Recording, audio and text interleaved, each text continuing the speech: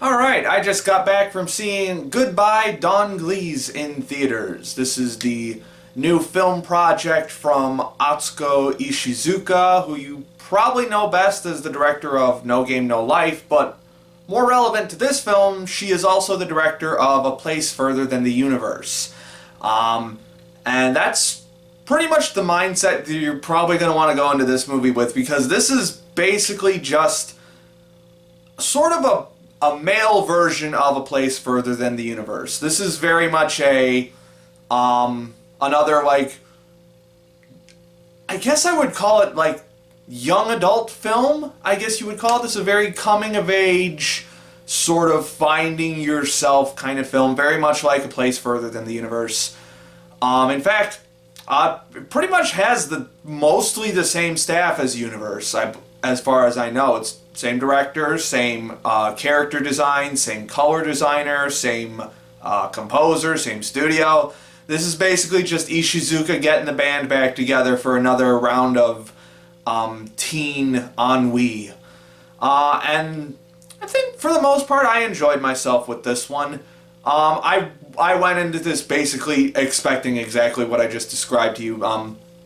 It's the guy version of Universe, with all that entails. A little bit less adventurous. Obviously, they're not going to Antarctica this time, but basically the general summary synopsis of this film is we got these young teenage kids who've got like their own like little hangout, their own little club, the Glees, I think that's, yeah, and basically they do something during a fireworks festival that may or may not have gotten them in trouble with something, and so they have to go on an adventure to resolve the situation. And it's pretty much just that for most of the film. It's them just going on a trek through the woods to find a MacGuffin, and teen angst and philosophizing and practical joking occurs along the way. I think that's probably one of my favorite things about this film is that the chemistry amongst the three leads of this film. We've got Roma, Toto, and Drop. The chemistry that they have amongst each other is just so solid, so incredibly like natural and just lighthearted and fun, but also it can really lean into the dramatic when it needs to. You really get the feeling that these three guys are very close friends. Although two of them closer than the other because one is apparently a newer member to the group. But regardless of that, the chemistry they share, there's just some really solid comedy that these guys are able to pull off in this film. It almost reminded me a little bit of this is a bit of an extreme comparison, but it reminded me a little bit of Daily Lives of High School Boys. Like, just the high school boys jerking around, messing around, and just doing stupid shit. And they pull that off pretty well in this film. But aside from that, again, it's just a pretty generic... I don't want to call... I mean, it is kind of generic in a certain sense. Like, there's a lot of the...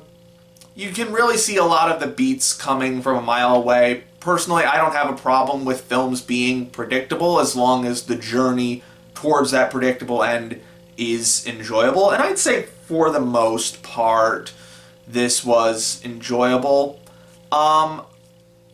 Again, it does have a lot of the... This is very much... Again, it's like Universe. We've got those... Where you got those segments of, like, them just kind of rambling about weird philosophical stuff. Although I think they do end up doing it a lot more in this film than they ever did in Universe. And sometimes you kind of get lost in the droll of it all because it's not really meant to... I mean, it is meant to be deep, but it's a very teenage level of deep.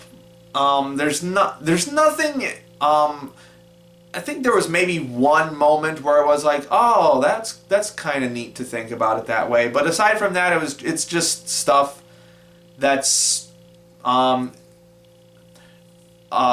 not gonna run into something you haven't heard before. You're not gonna run into an idea you haven't heard before in this film.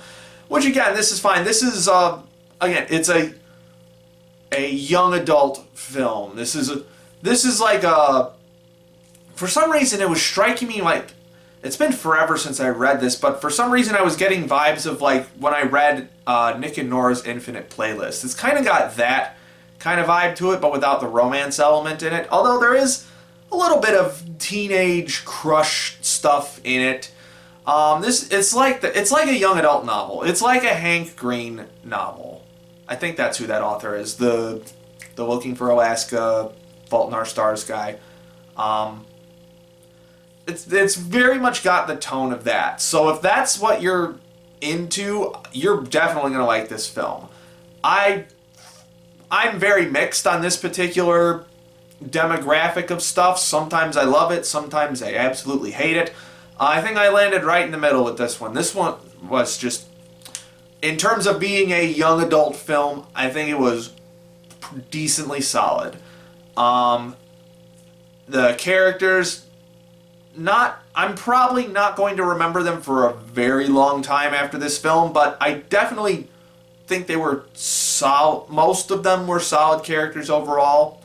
Toto especially, this kid who's basically, he's like the smart guy of the group, but he's got his own baggage about being the smart guy that I very much related to heavily.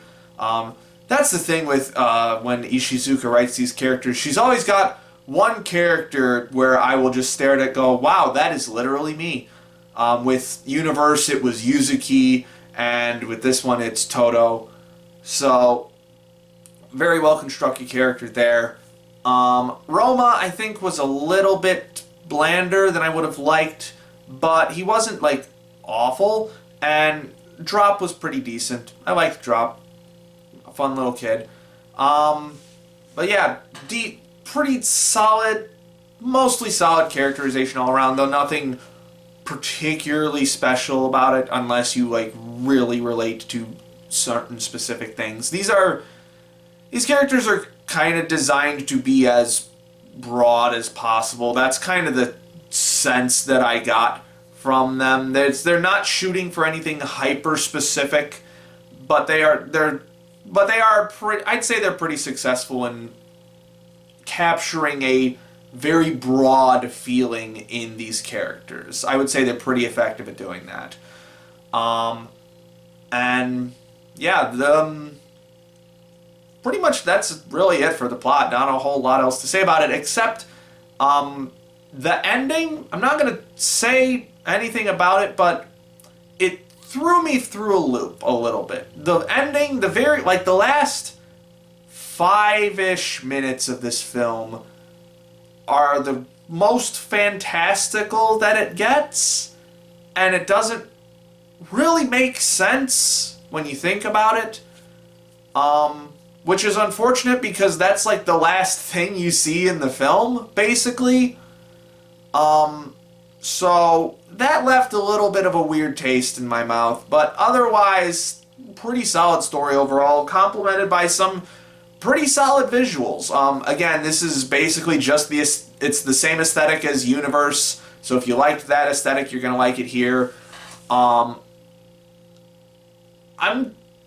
questioning whether it is as polished as Universe or not, though, because, now, granted, Ishizuka, really solid director. This film definitely got me to appreciate how she uses color and staging in very simple ways. Like, she doesn't, like, blast you in the face with stuff. Ishizuka is more of a Spielberg than she is a Kubrick, if that makes any sense. She's just got a very tight style that she keeps to, and she's very good at making these kind of blockbuster-ish moments for very small stories. And that's definitely one of the big strengths of this film's cinematically. It has a lot of very, it takes a lot of, well, no, it takes very little and makes a lot with it. That's what I'm trying to say. It really makes the best of minimalist elements. And I think, for the most part, this film is solid looking overall, with some really strong shots seeped in here and there. It's not perfect looking. There's a lot of very obvious CG in it, especially when they start using character models in CG. So that was a little disappointing, and there's some like sweeping landscape shots that are like very obviously CG. The render could have gone through a couple more cycles. So that was a little disappointing, and there were like a couple weird editing things in like the very like first 5 minutes, but aside from that, really solidly paced in terms of like the visual presentation of it. Never felt like the camera was lagging or jumping too much. Just a decently solid like summer. This feels like an end of summer kind of film. So September, great place to put this film. Overall, man, that ending is just kind of weird. Not sure how I feel about it still, but aside from that, if you like everything that I just described, you're probably gonna really like this movie. I do have a soft spot for young adult stuff when it hits. This came very close to hitting very hard for me, but it just felt a little too generic in certain spots for me it to really stick with me. There's nothing particularly wrong about it. I just wish it had a little bit more specifics in it and a little bit more depth to those specifics. So yeah, I would recommend seeing this. It's a fun little 95-minute adventure film about 3 little goofball boys going on adventures together. They have some laughs, they have some tears, and they learn a little bit along the way, so on and so forth. I think I'm gonna give this one. This is like a strong 6 to a light 7, somewhere in that range. It's a pretty decent flick. Would recommend going out and seeing it. So that's it for this video. Not sure what the next anime film coming out is. I think it might be One Piece Red, I hope that's the next one. I'm super excited to see that. But we'll probably get to the seasonal wrap-up show before we get to that. In any case, my name is Ember, and I'll see you next time.